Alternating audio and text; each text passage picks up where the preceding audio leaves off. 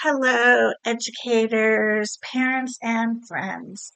Dr. Blissful here, former elementary school teacher, providing strategies for elementary education. I'm also the author of Breaking Free of Bullying. Grab it quick.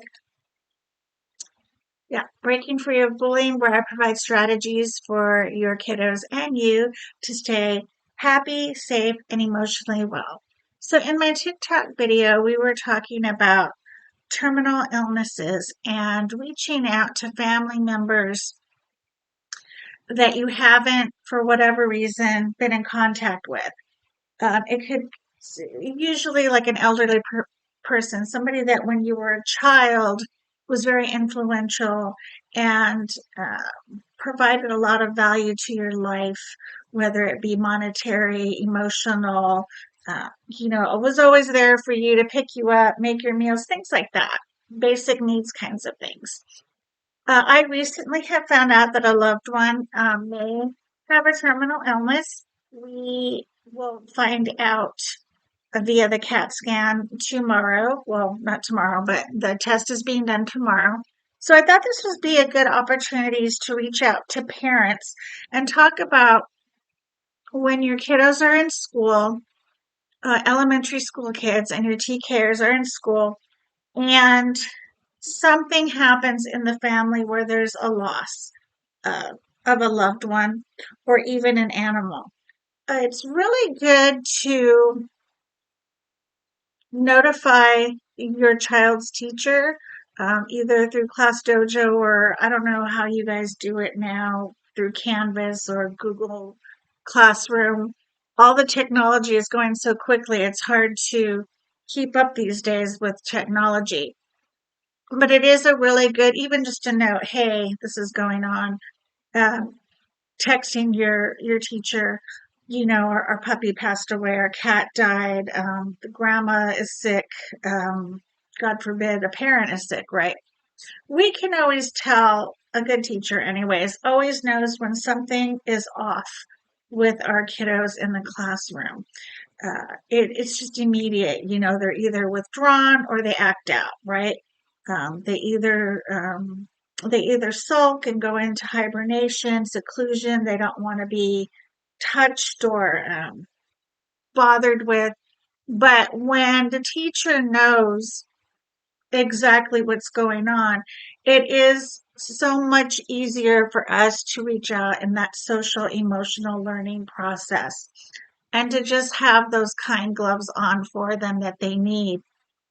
When a child is going through something traumatic like that, it's hard for them to show up to school. I think it's good for them to show up to school because it keeps them busy, but it also distracts them for a minute, and it's also nice to be able to talk about it in a safe place.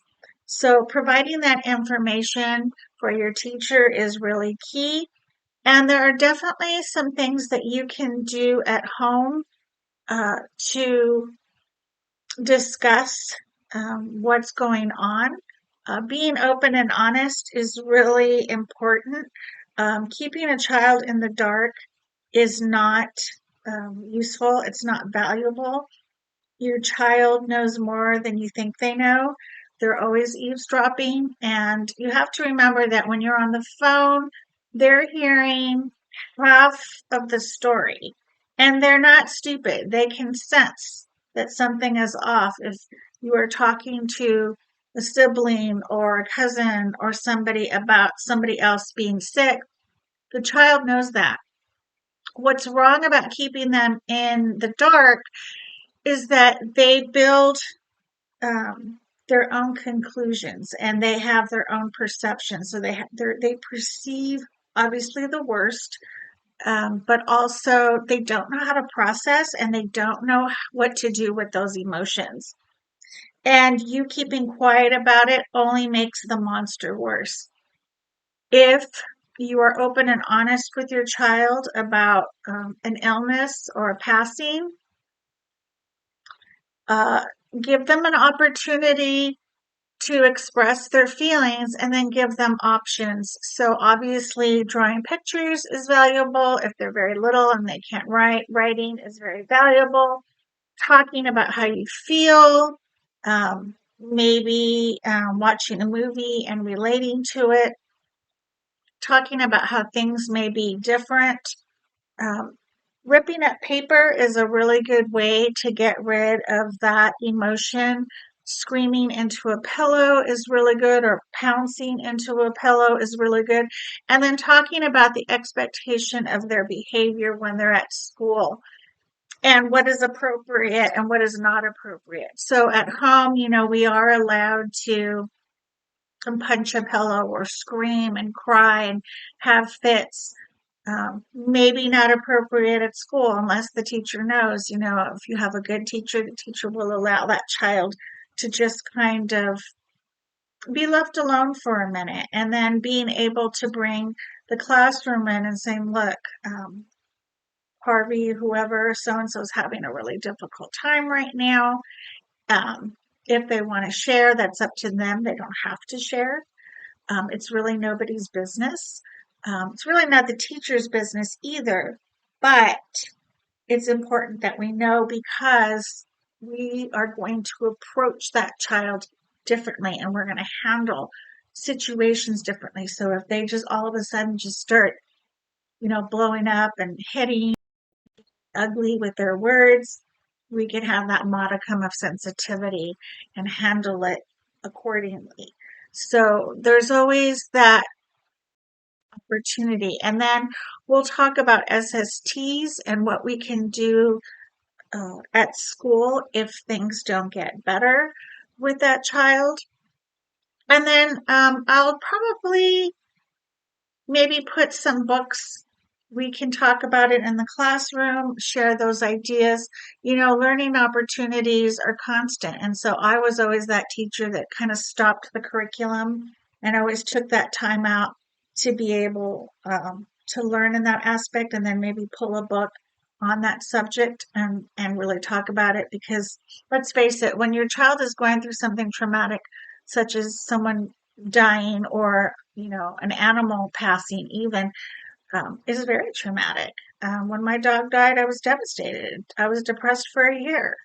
Um, and it's a real loss. My husband said he knew the dog longer than, his own family members, some of which he's never met.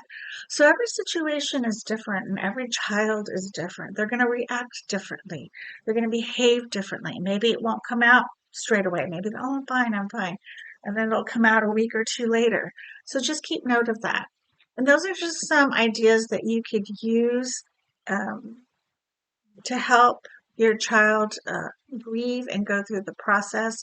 I will also try to find some books on mourning as a child and put them in the link so that you can utilize that. But definitely, parent step number one is to notify your teachers right away, and that way that teacher can notify other teachers if they rotate classrooms, and then notify the students so that the students also can. They don't really need to know the details if the child doesn't want them to, but they can say, he or she's having a rough time right now, and we need to just be kind and considerate. Kids, oh, what happened? What happened? Well, it's really not our business. If he wants to share, he or she can, but we're just here to support. Okay, so that's all I have for today. I will put some information in the links, and also you can uh, check me out on TikTok, Dr. Blissful. Um, if you like this video and others, I have a bunch and that you can peruse. But if you ring the bell and like and subscribe, let me know what it is that you need more information on, whether it's bullying or teaching strategies or SSTs or IEPs or 504s. Definitely hit me up and I'll do what I can to give you that best informed material.